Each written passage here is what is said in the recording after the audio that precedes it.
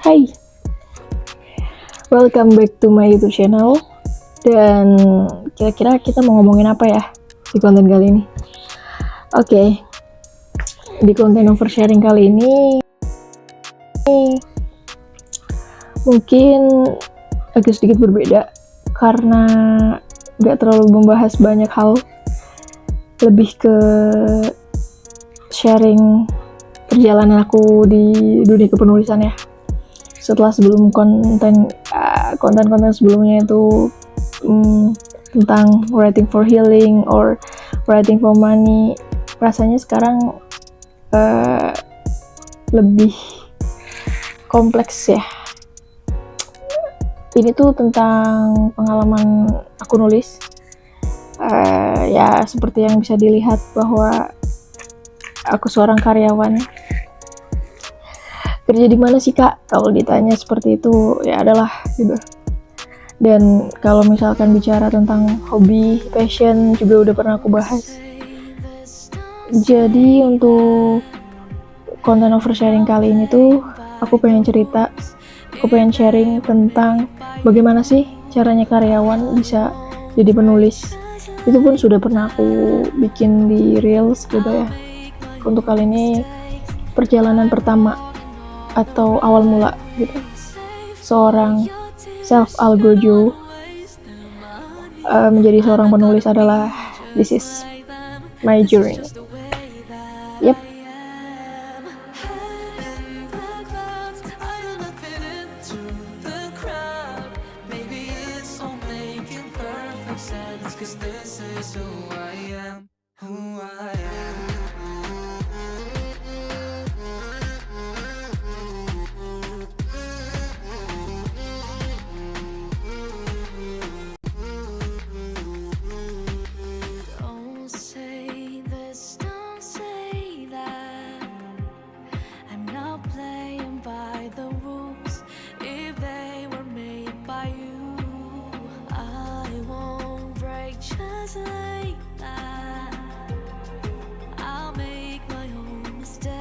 Yep, semuanya berawal dari satu event di mana ada jumpa penulis di Bandung, tepatnya di Geraha Pos Indonesia, daerah Bandung. Itu dilaksanakan 2019, kira-kira akhir 2019, awal 2020. Di situ pertama kali aku mengenal satu komunitas penulis online atau biasa disebut KMO Indonesia. Di situ ketemu banyak orang hebat, Kang Tendi Murti, Kang Aditya Gumai, Bunda Asma Nadia, kemudian ada Kak Luluk HF. Itu benar-benar kayak pengalaman yang gak pernah terpikirkan sebelumnya, karena membaca memang hobi, tapi untuk menulis itu belum terfikirkan. Tapi semenjak acara itu bertemu dengan mereka, kemudian dapat kayak pembelajaran dari salah satu penulis panutan, Bunda Asma Nadia. Beliau mengatakan bahwa kenapa sih kamu menulis? Bukan tentang bagaimana kamu menulis, bukan tentang apa yang kamu tulis, tapi kenapa kamu menulis. Balik lagi kepada niat kita, kenapa kita menulis. Kalau masalah bagaimana caranya atau apa yang nantinya akan kita tulis itu it's a proses, tapi untuk dasarnya awalnya adalah kenapa kita menulis.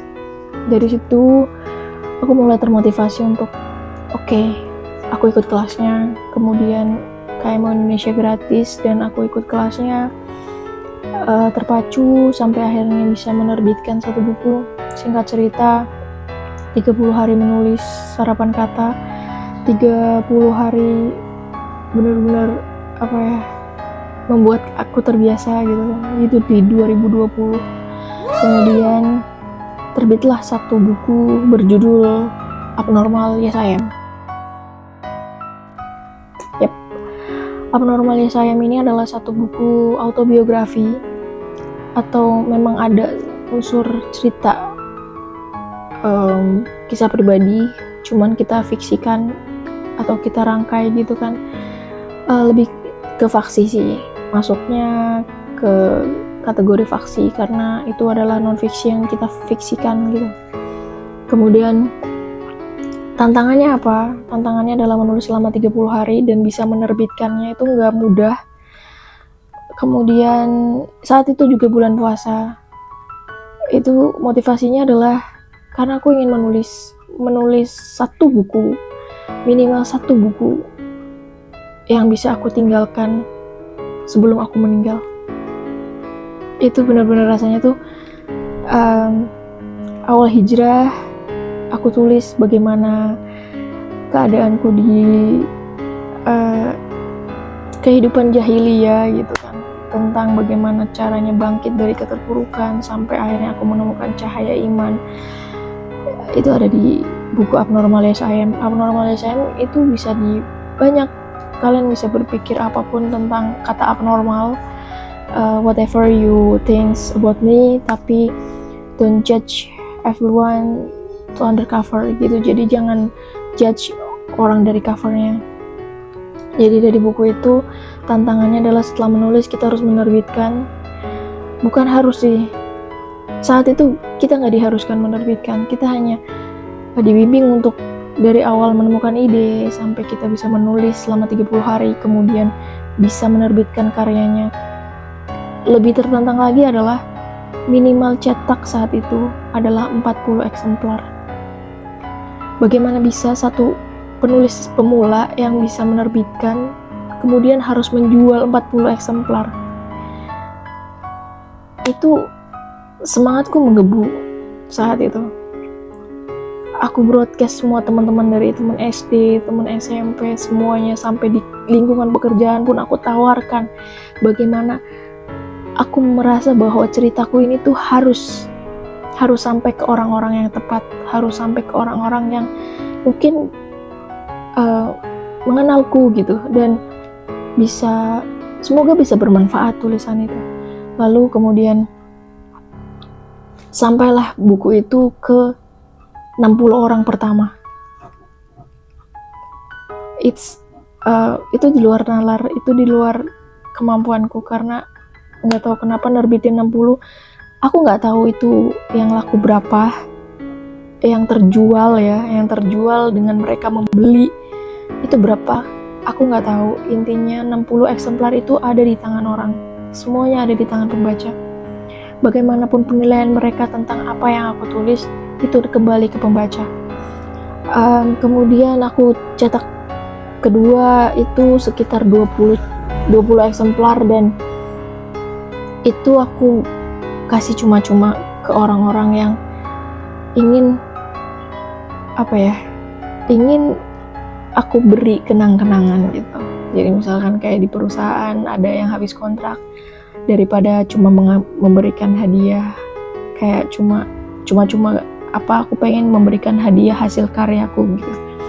20 cetakan kedua hingga cetakan ketiga pun sekitar 15 lah, itu aku berikan cuma-cuma. Kemudian sekarang di dunia kepenulisan yang sekarang, kayak baca itu memang raja ya, pembaca itu adalah sasaran kita. Tapi seperti yang pernah aku bilang bahwa writing for money, writing for healing, whatever, apapun tujuanmu menulis, apapun alasanmu menulis, balik lagi gitu, menulis itu nggak harus dipaksakan. Menulis itu harusnya enjoy, seperti kata Kang Sang Aji mungkin di acara bedah buku kemarin. Beliau berkata bahwa menulis itu seharusnya bikin kita santai, bikin kita enjoy, bikin kita seneng, nggak membebankan kita gitu. Dari situ aku menemukan satu titik di mana bahwa ideologi aku sebagai seorang penulis yang ya seperti inilah gitu, itu tidak pantas untuk dibandingkan atau membandingkan diriku sebenarnya, harusnya ya. Ini menurut Self Algojo nih. Dan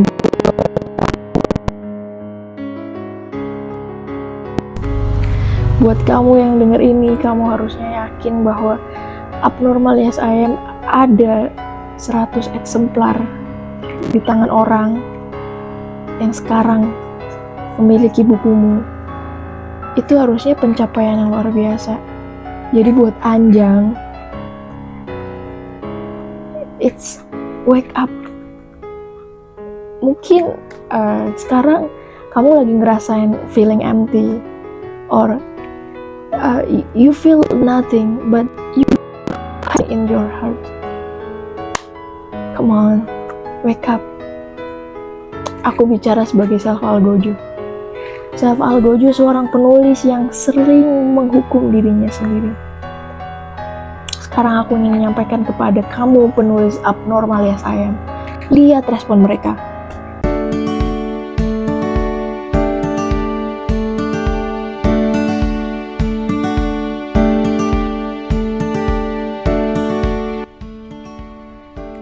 Respon orang-orang pembaca, meski beberapa orang aja yang memberikan testimoni ini, tapi lihat. Dan sekarang kalau misalkan kamu kehilangan identitas, kamu tuh menulis untuk apa? Kenapa kamu menulis?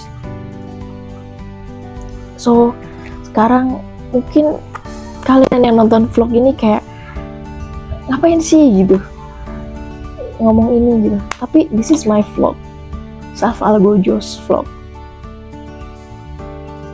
Jadi aku mau ngasih kesempatan sekali lagi untuk kamu semua yang menganggap dirimu penulis, yang ada insecure sekarang ini. Pertanyakan lagi ke hatimu, kenapa kamu menulis? Dan ketika kamu kehilangan alasan itu, coba kembali ke tujuan awalmu. Ketika kamu membandingkan diri kamu dengan orang lain, pahami bahwa mereka tidak akan pernah jadi kamu. Kamu pun tidak akan pernah jadi mereka. Tapi kamu adalah diri kamu. Dan teruslah menulis. Karena penulis sesungguhnya adalah orang yang terus menulis, bukan orang yang berhenti.